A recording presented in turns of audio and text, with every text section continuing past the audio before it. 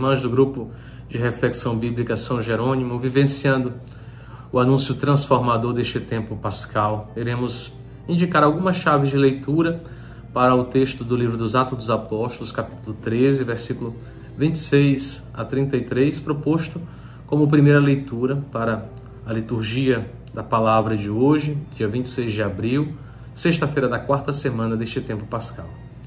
Trata-se de um grande discurso que Paulo profere na sinagoga da cidade de Antioquia da Pisídia. Ele o profere diante de judeus e tementes a Deus, que eram pessoas que simpatizavam com a religião judaica. Antes de tudo, é importante salientar justamente este contexto narrativo dentro do qual Paulo pronuncia o discurso. Trata-se de uma liturgia sinagogal, uma liturgia na sinagoga. Depois da leitura da lei e dos profetas, os apóstolos são convocados a pronunciar um comentário atualizante e exortativo para a assembleia liturgicamente reunida. O leitor do livro dos Atos logo se recorda que também Jesus, no Evangelho de Lucas, no capítulo 4, versículo 16 a 30, apresenta seu programa missionário dentro de uma liturgia na sinagoga, na cidade onde ele cresceu, a cidade de Nazaré, na Galileia. O discurso de Jesus na cidade de Nazaré, na sinagoga, tem uma função programática, assim como também o discurso de Paulo na sinagoga de Antioquia da Pisídia tem uma função programática para o anúncio paulino em todo o livro dos Atos dos Apóstolos. Toda a história de Deus com seu povo Israel se orienta e encontra seu ponto culminante na ressurreição de Jesus. Assim, o mistério pascal de Cristo, na pregação paulina, no livro dos Atos dos Apóstolos, é a chave de interpretação de toda a história. Porém, apesar do paralelo entre Jesus e Paulo, uma diferença é fundamental.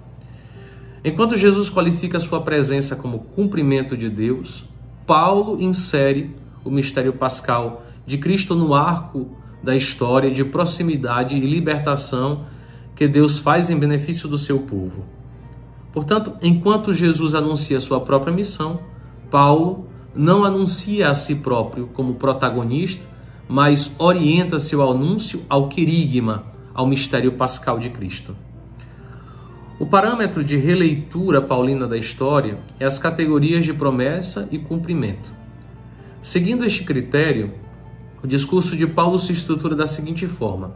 Uma primeira parte é um verdadeiro sumário histórico que vai dos patriarcas a Jesus, passando pelos grandes acontecimentos do Êxodo, o período do deserto, a instituição de juízes, a escolha de Davi, do qual descende Jesus, a promessa que é feita a Davi de uma descendência eterna, e esta promessa se realiza em Jesus, cuja vinda é preparada por João Batista. Esta primeira parte do discurso prepara uma segunda, ou melhor dizendo, orienta para uma segunda parte, a qual vai dos versículos 26 a 37, estes centrados no anúncio do querigma cristológico. A morte e ressurreição de Jesus é o cumprimento pleno das Escrituras. A terceira parte do discurso de Paulo, versículos 38 e 42 a 42, funciona como uma espécie de conclusão, de arremate, na qual se apresenta as consequências de salvação do mistério pascal de Cristo na vida daqueles que acolhem a dinâmica do mistério pascal, perdão dos pecados e justificação pela fé. O texto que nós lemos, proclamamos na liturgia de hoje, faz parte da segunda parte do discurso de Paulo, no qual o mistério pascal de Cristo é posto em evidência e torna-se o centro gravitacional de toda a história bíblica, bem como a expressão de pleno cumprimento das promessas de Deus. Após um apelativo, irmãos, Paulo caracteriza o querigma cristológico como palavra de salvação que nos foi enviada. De fato, a palavra de salvação se concretiza no evento pascal de Cristo, no mistério da vida vencendo as forças da morte. Para apresentar o querigma, Paulo primeiramente relembra o processo que levou Jesus à condenação. o faz de maneira a não imputar a culpa da condenação a todos os judeus, mas somente aos habitantes de Jerusalém e aos seus chefes. Além disso, Pilatos é apresentado como aquele que torna possível a execução de um inocente. No fundo, a função destes dados históricos é evidenciar a inocência de Jesus diante do seu julgamento. E assim todos estes fatos são relidos à luz da Escritura, a qual se cumpre plenamente. Paulo faz eco, assim, ao que o próprio Cristo, ressuscitado, dirá aos discípulos de Emaús e aos 11 em Lucas 24. Era necessário que se cumprisse tudo o que está escrito sobre mim na lei de Moisés, nos profetas e nos salmos. Então abriu-lhes a inteligência para que entendessem as Escrituras. A resposta divina diante da morte de Jesus, apresentado como um inocente injustamente condenado, é como um grito exclamativo de vitória. Diz Paulo em seu discurso: Deus, porém, o ressuscitou dos mortos.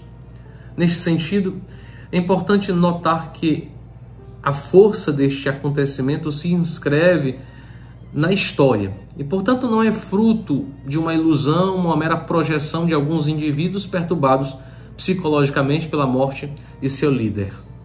É por isso que tal evento, inscrito na história, pode ser testemunhado, pode ser anunciado, pode ser vivido. Paulo evoca a gama de testemunhas desta palavra de salvação. Assim, a promessa de Deus se cumpre para nós, seus filhos. A citação do Salmo 2 serve de comprovação de que o Filho, uma vez ressuscitado, é entronizado em definitivo como Rei nos céus, e todos os povos poderão participar de seu reinado por meio da fé. Deste discurso de Paulo, o ensinamento fica evidente para todos nós. A história encontra seu sentido e se orienta para a vitória da vida sobre a morte, pois através do mistério pascal de Cristo, Deus realiza suas promessas de salvação.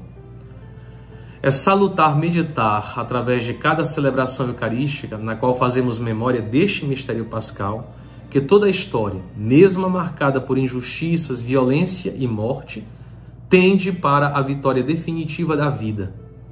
Renovemos, irmãs e irmãos, nossa esperança e contemplemos o Cristo ressuscitado, que é caminho de transformação, verdade que nos liberta, vida que nos plenifica.